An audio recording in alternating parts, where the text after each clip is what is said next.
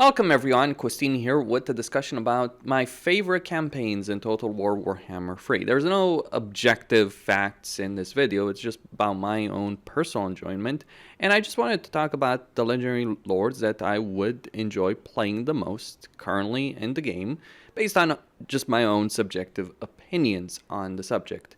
Most of the time, obviously, I consider the broader picture, I consider the campaign situation, I try and put myself in the shoes of as many people as possible when thinking about the ranking videos that I usually do for this game. But I just want to talk about what I personally enjoy the most if I were to play a campaign just for pure enjoyment, which I rarely do. Sometimes I do, and sometimes I find myself surprised by how much I enjoy certain campaigns that I would never put at a high ranking on a list, or very rarely would I put, depends on the video that I do, of course. You gotta consider the facts. You know, it's interesting, one of the accusations that you get as a YouTuber is like, oh, this is just your own personal opinion, or you're only doing this because this happened to you, to which my reply is, do you think that I only play one campaign once? I play a lot more than most people. Most YouTubers probably, if they're focused on a particular game, they probably play that game more than the vast majority of people out there. Like, if you look at someone like Legend of Total War, he's probably, if not number one, but it was certainly top 10 in terms of numbers of hours that he's put in the Total War series as a whole, and for the number of years that he's played it. So obviously, we're not the general population. We have different things we enjoy.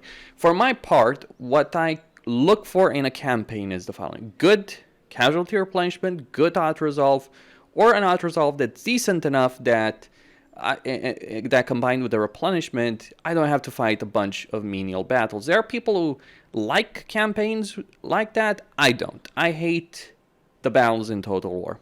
Yeah, I know, sounds shocking. But that's not because I don't think the battles can't have value. The thing is, from a practical standpoint, because of the best way to play a campaign, most of the battles you're going to play in a campaign manually are going to be meaningless battles, menial battles. Like 99 out of 100 battles, when you're playing a global domination campaign, are not going to be worth your time. But you do it just because, obviously, the auto-resolve is bad. So having good casualty replenishment to recover from the inevitable losses you're going to take on auto-resolve, and then on top of that, having a good auto-resolve situation matters a lot. Having a good legendary lord that's fun to use with fun mechanics also matters a lot. So I'm going to start this list with Deathmaster Snikch. I quite like this game, and I've played campaigns as Tresh Craventail, yes, and actually it was a lot more enjoyable than I thought it would be. Like, when people voted for me to play a campaign as Snikch, I really despised that. But I was like, let's go with the meme.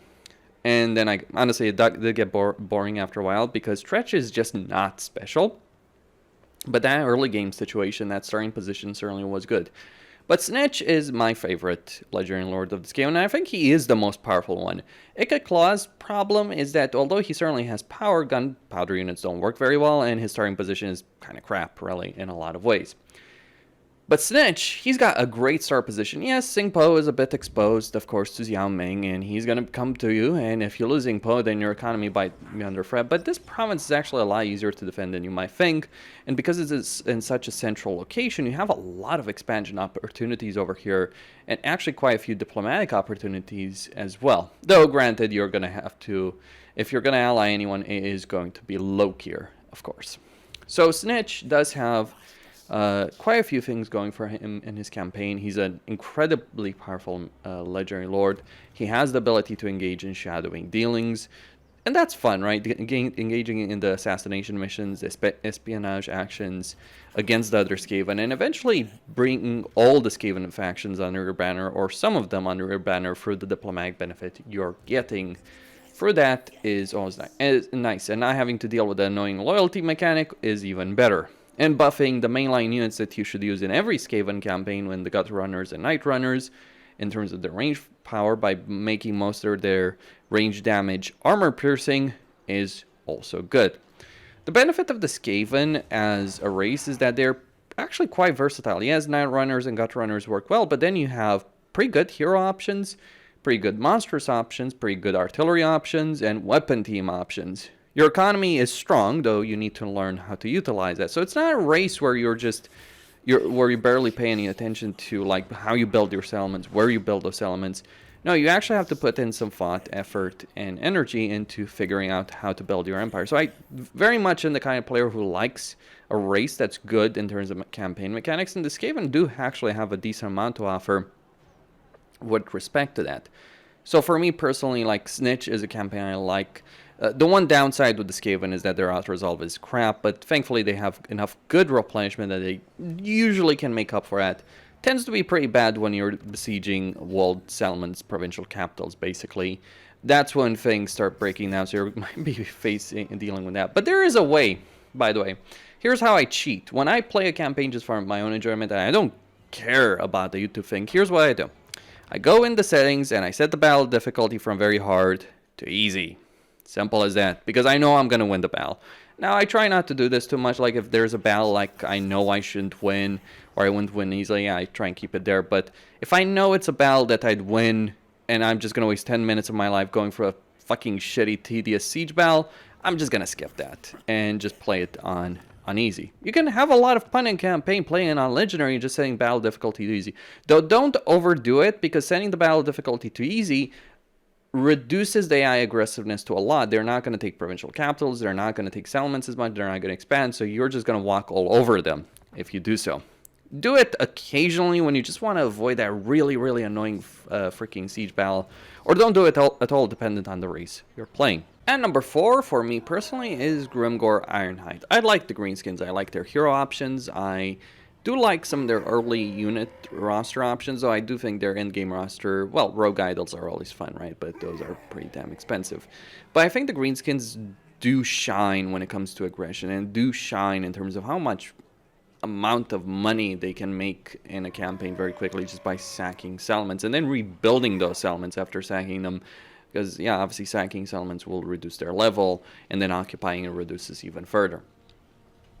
But I do think the greenskins are certainly a really fun race. It's just fun unleashing the green tide on your enemies. Though there are downsides when you're playing the greenskins, in that other factions, other races, almost universally hate you to a degree or another. Like, sure, there are some, like the Skaven, that you can get along with, or the ogres you can get along with. Sure, that is a genuine possibility in a campaign. But for the most part, if you're playing a greenskin campaign, a lot of the neighboring factions are going to dislike you quite a lot. And so that means you're going to be dragged into a lot of wars, and you're quite vulnerable. Just play a campaign as Grom the Punch, you know what I'm talking about.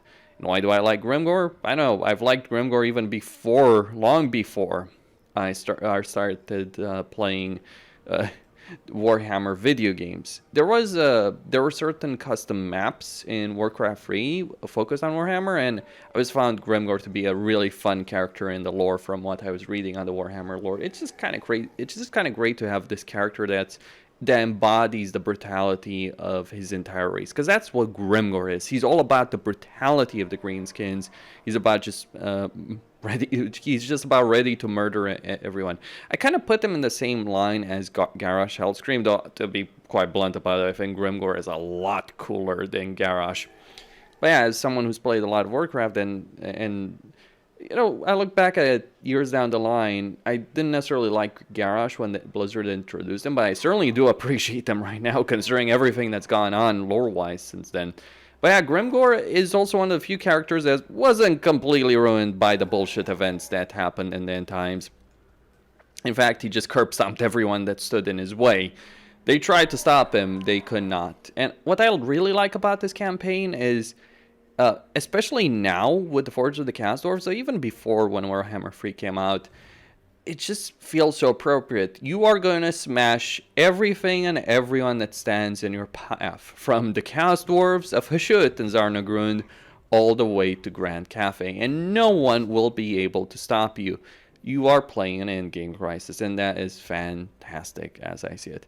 One of the downsides of the greenskins, yes, their auto-resolve is again not necessarily the best in the world, though it is pretty good, regardless. And Grimgor is just like, his lines are just so iconic. He's kind of like channeling Heisenberg with that line of "Say my name." Yeah, it is awesome. It is badass, and he's an absolute killing machine. Like, I never found much of Grom as a character, to be honest. Like, previously it was Grom or Azag that were my favorite greenskin campaigns. Azag because you could confederate Grimgor after Grimgor had built a massive empire for you. Don't mind me, I'm just gonna take that. And Grom obviously because Grom has the insane, ridiculous campaign mechanics. Though, I've never really fought too much of Grom as a character. I found that Creative Assembly really did well with his campaign mechanics. If those mechanics were with another Legendary Lord, I think I would never have played Grom in the first place. Yeah, playing the Fat Goblin is not as appealing as playing Grimgor, or Azag even, really, for that matter. Because Azag, obviously being possessed by Nagash, we already have Nagash in the game. He's right here. Well, we have a part of Nagash. I wonder how Nagash's campaign is going to be in Realms of Chaos. Like, probably one of the first things you might need to do in the campaign is get that crown back from Azag. Like, add the Azag in Realms of Chaos. But still, I digress. I do find it fun. I like the greenskins because you can recruit a bunch of cheap, very effective units. You have a great variety of units in your campaign all across the board. Different roles, great hero choices. The lore choices are kind of lackluster, right? Like, Goblin Great Shamans are probably the only ones you'd use. Though if you want a good melee fighter, you can always use, right, the Orc War Bosses as well. And actually, that kind of Orc War Boss, if I look at that model... You know who I'm reminded with this model? I'm reminded of that greenskin lord, well, not lord, I guess, warlord that was in Mark of Chaos, or rather Battle March, sorry.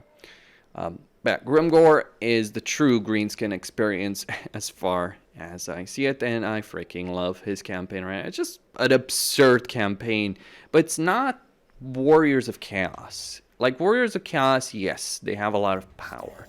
But here's the thing. Of all the campaigns I've played as Warriors of Chaos since their remake, yes, there is some fun to be had if you're playing as Kolek going up against Grimgor. There's some fun as Valkia if you're looking to confederate all of bloody Nagron by turn 20 in your campaign, which you most certainly do. But the thing about Warriors of Chaos, they just end up being boring because it's not fun playing a campaign when you're just steamrolling everyone. You will not be bored playing Grimgor. And the greenskin roster is a lot more substantially in my thing. It's kind of sad to say that the greenskins, who, based on my knowledge of the lore, aren't exactly the most accurate shots in the world, but they have some of the best damn ranged units in the game. It's a combination of skills, lore skills, research, and just the inherent power of the units that they have available. Also, scrap upgrades, because of course, you know, those are always great.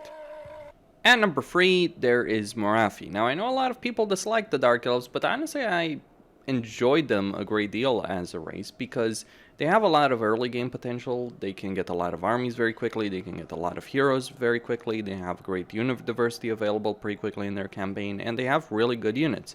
And on top of that, for my own personal playstyle, they have units with very high levels of armor, so their auto-resolve situation is actually really good if you're using a lot of Black Ark Corsairs. Because armor does count for a lot in auto-resolve.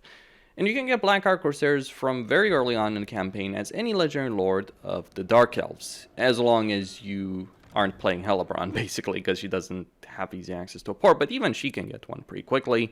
And with the Black Ark, you can recruit Black Ark Corsairs from tier 1 on it. And it also, because it reduces upkeep of the units you have in the Black Ark itself, you can maintain 2 free stacks within like the first 20 turns of a campaign. In this particular campaign as Morathi, I've conquered Ulfuan, all of it, within like 30 or so turns. And I didn't even send Morathi to Ulfuan. It was my secondary and tertiary armies that did it. But why the 30 turn mark? Well, at about turn 30, I basically took out Tyrion. But why that 30 turn mark? Well, that's because at turn 30 on Legendary difficulty, Legendary very hard, is the point that Noctilus and Nakari start losing to Alariel and Tyrion. Can happen earlier, may not happen at all if you're incredibly lucky in this campaign, but usually that's the point when they start losing. So if you strike before that point, you can actually wipe them out very quickly. Now, Morathi, on top of that, has the Sinnelleos corruption benefit, so her Sinnelleos corruption benefit more than makes up for all of the control issues, or most of the control issues that Dark Elves have in their campaign. And furthermore, her control structure also gives you the ability of getting death hacks, like it increases death hack capacity. Sure, it's going to complicate your situation in terms of getting assassins, absolutely. because you're gonna need a tier 4 structure, and it's not necessarily worth getting, with the exception of like increasing assassin capacity. But still, you get a lot of heroes very, very quickly. You get a stronger economy than the other Dark Elves, and you get a lot of control. Like, Lokir is better from a pure early game perspective, but Morathi is the empire builder of the Dark Elves. She gets shit done, unlike her precious boy who's out there complaining about snow in the far north. Yeah, brilliant, Malekith. You built that city, and then you complain about snow.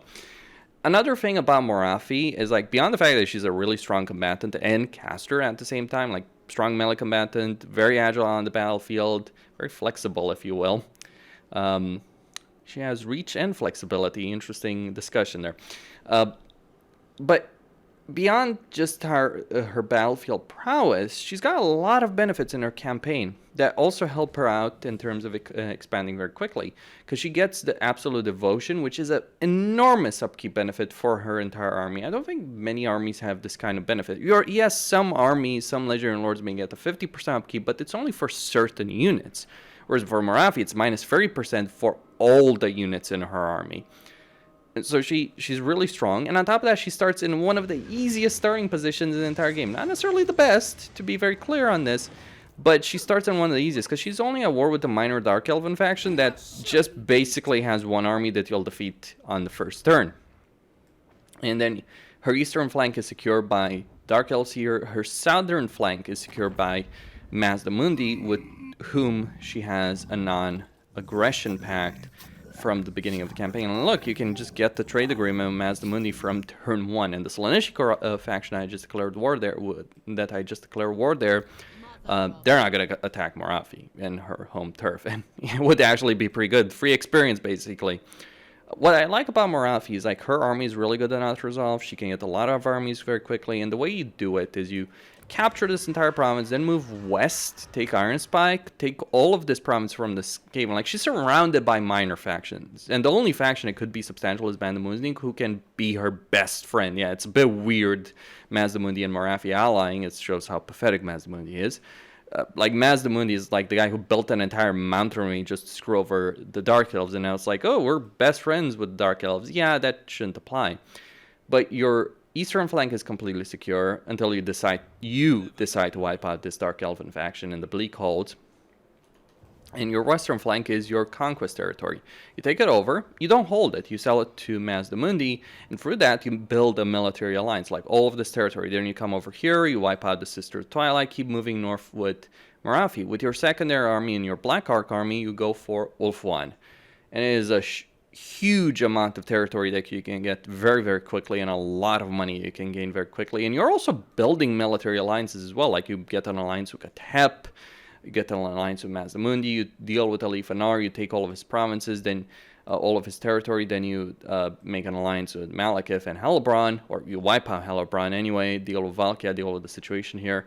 Like, the Dark Elves really benefit from the fact that you can, or Morathi benefits from the fact she can take over the Chaotic Wasteland. So she can expand across this entire vast stretch of territory, where, yes, there are some powerful legendary lords, but you're actually capable of being far, far stronger than they are. So this campaign that's pretty easy in a lot of ways. Yes, you do need to expand continuously to keep getting slaves, to keep the economy going, but you'll earn a lot of money in this particular campaign, and the territories you start with and the territories you have easy access to. I mean, think of this. Morathi has Titan Peaks, which is a 4-region province that's pretty good and pretty defensible. Then she has the Bleak Coast to the east, which is another 4-region province. And then on top of that, she starts expanding north. She gets landmark after landmark, and she ends up in the Obsidian Peaks. Having 3 4-region provinces within easy reach in your campaign is a ridiculous amount of power in its own right. Well, you could even say 4 4-region provinces if you're counting the Ashen Coast. Though you don't want to hold the Ashen Coast because it's not worth investing the money in, and you can make an alliance with Mazdamundi if you just sell it to him. Same with the Iron Sand Desert over here in the campaign.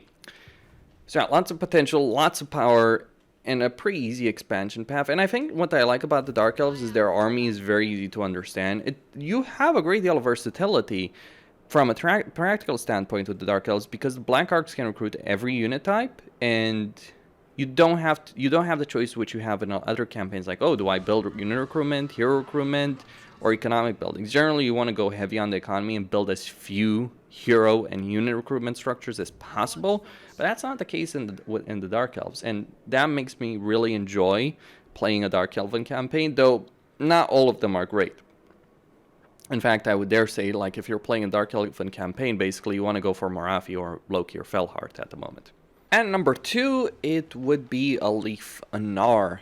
The High Elves are certainly a strong race, but I'm not necessarily too fond of them. It can get boring after a certain time playing with them, but not as Alith Anar. Alith Anar, who has to deal with a pretty difficult campaign situation in a lot of ways. But what I like about this campaign is that even though you certainly are in a difficult position, and especially because you have to go all the way here to Ulthuan to get the Shrine of Cain in order to succeed in one of your quests, it's still very much a campaign that, one, is doable, and two, you can succeed very easily if you know what you're doing. But you need to figure out what you're doing because your campaign situation is complicated, to say the least. I say that because you've got Hellbrand to the north, you've got Malekith to the northwest, you've got Be'lakor to the east, you've got Silustrat to the south, you have Tarax to the west, you have Katep further to the west, who might just decide to declare war on you. You are in a vulnerable position, but you have all of the tools needed to succeed. Like, for instance, here I have a mission to basically eliminate the initial army of Karen Carr, who I start at war with. And that would give me money, influence, and the murder stance benefit, which would increase my diplomatic relations with the High Elves in general for 20 turns. This is a kind of campaign where you might want to start it at least a couple of times to get some good quests, good assassination missions from the very start of your campaign. But as stated, you do have all of the tools needed to succeed in this campaign quickly and effectively, and you can achieve a very high level of power. Alith Anar is kind of like a Skaven masquerading as a High Elf. He has the underway stance through the Shadow Realms pathways, and on top of that, he also has the Stalk chance, which gives him a chance to ambush when he attacks, though it obviously has a minus 15% ambush success chance. Bear in mind that all of his armies have these stances, not just him, all of his armies, and he also focuses on the Shadow Warriors, and he has the Shadow Walker unique units, which are just basically buffed up Shadow Warriors in his particular campaign. The campaign dynamic of his particular situation here is, yeah, it's certainly complicated to have to deal with all of this. But I do like a campaign where it's challenging, but you have all of the tools needed to succeed. Because many times when you're dealing with a hard campaign, you just feel like you're kind of bashing your head against a brick wall because you're struggling to deal with all the issues since you just don't have the tools needed to succeed. That's one of my major issues when I'm playing a campaign as Karl Franz. As Alith Anar, you have a hard campaign, but you have every tool needed to succeed and dominate all of your neighbors and just become one of the dominant factions in the game. Like, Alariel is better in terms of the empire building ability of the High Elves, but Alith Anar just has flat out the best campaign of the High Elves at the moment. Though Emmerich certainly has a very fun campaign as well at the moment, for actually the same reasons, because it's a difficult campaign, but you have the tools needed to succeed in that if you know how you're playing, if you know how to handle it. Finally, at number 1, it would be Drazhoath the Ashen. Yes, the Chaos Dwarves. I like the economy system in Troy. I thought it added a lot to that game for all the issues that particular game had in terms of battles, in terms of army compositions, etc. But I think it was a brilliant decision by Creative Assembly to take the economy system and translate it into Total War Warhammer. On top of that, what I like about Drazhoath's campaign, beyond the fact that he's really, really strong and has good lord effects and faction effects, is the fact that because of his starting position, you really need to be careful about how you're going to go about things, because it's very easy to end up in a war with virtually every single one of your neighbors who all hate you. Like ending up in a war with Greasus, ending up in a war with Tretch, Emmerich, Gorst, Kugath potentially even, the Dwarves, Grimgor, of course. It is interesting playing a campaign where you know from the moment you started that you're in an endgame crisis against Grimgor. So I do think that designing a campaign or designing the cast dwarfs like that and Creative Assembly's buffs to Grimgor have certainly made the cast dwarf campaigns a lot better.